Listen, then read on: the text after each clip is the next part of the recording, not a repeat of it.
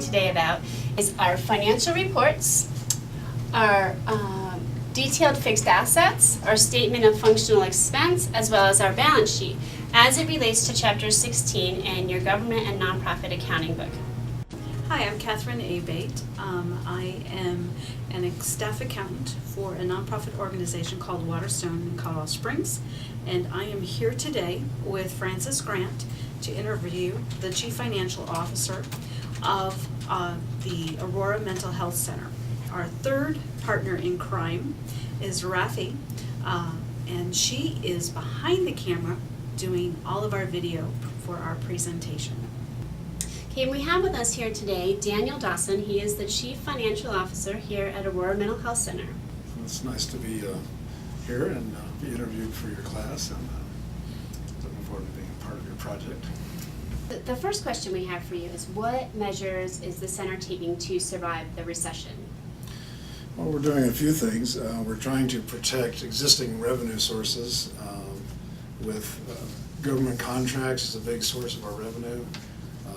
And so we're really careful about making sure that we secure those with competitive bidding in compliance areas so that we stay in compliance with the contracts and get all the revenue that we can from them, as well as the grants revenue that we are trying to preserve. We're doing cost containment, such things as restricting purchasing to what is necessary, restricting hiring, new hires to what is necessary to carry out our programs, and also we're increasing productivity with current capacity, trying to, in a number of ways, make our processes more efficient.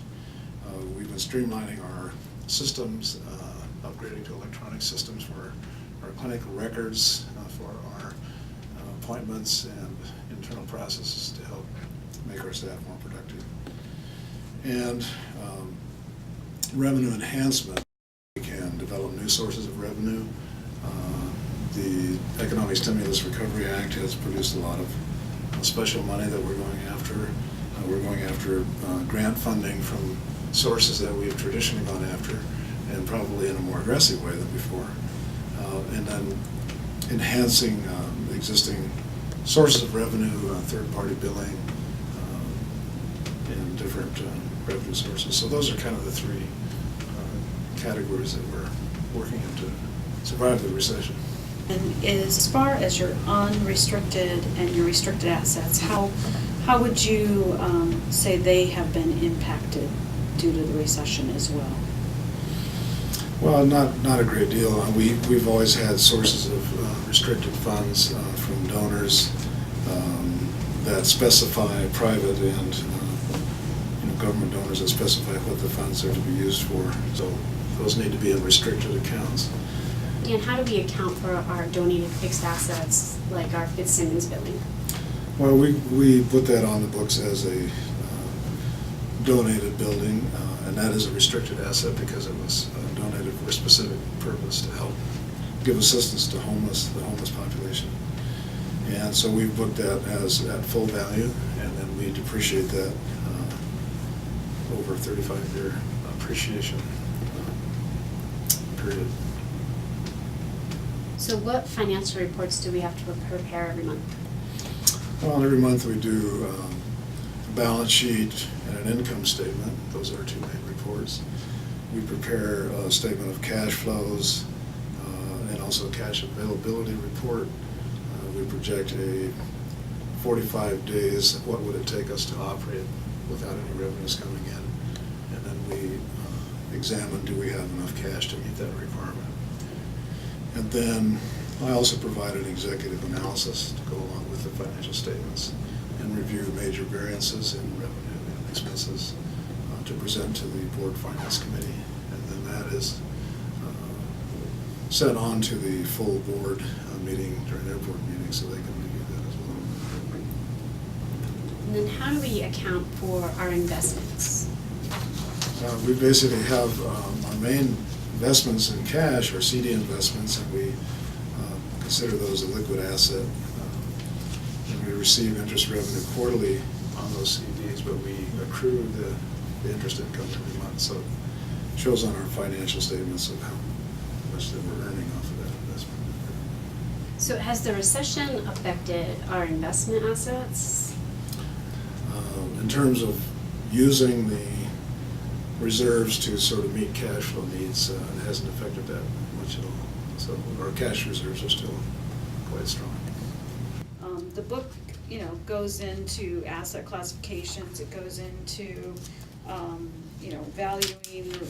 valuation of the assets and revenue recognition, and a lot of things are very similar to business. The only thing I would say is that Aurora Mental Health falls under the Voluntary Health and Welfare Organization. Our agency provides mental health to the community, and so therefore, based on Chapter 16, we would fall into the Voluntary Health and Welfare Organization.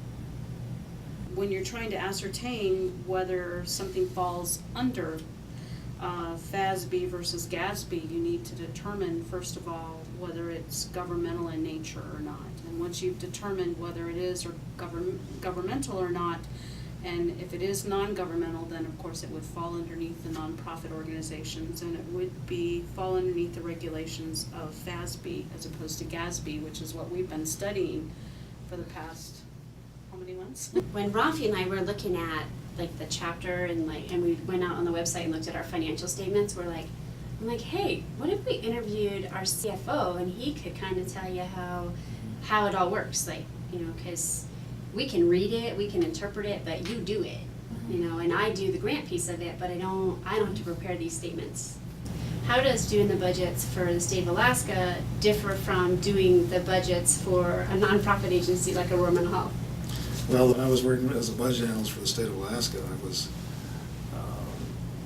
towards the last few years that I was there, I was a section leader for one of 3 sections, and I was in charge of roughly a third of the state budget, which was about $2.5 billion at the time.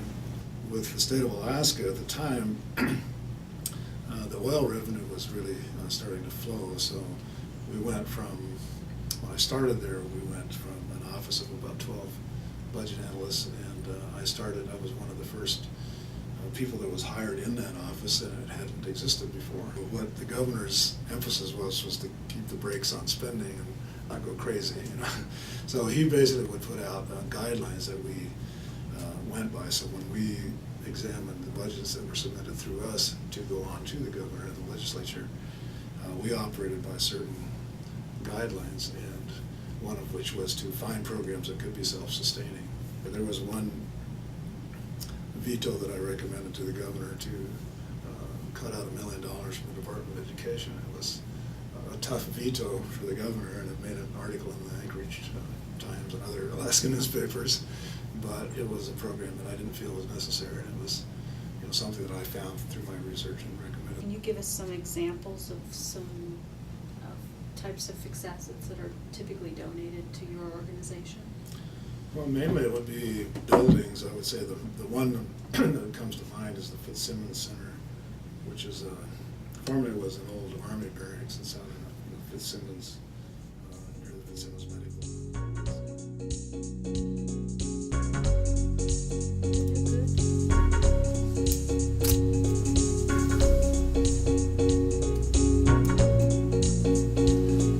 So these 4 up here are from the center, and these ones are from the textbook. Okay, and it'll be obvious because the illustrations are referenced. It says right on there. You'll recognize them.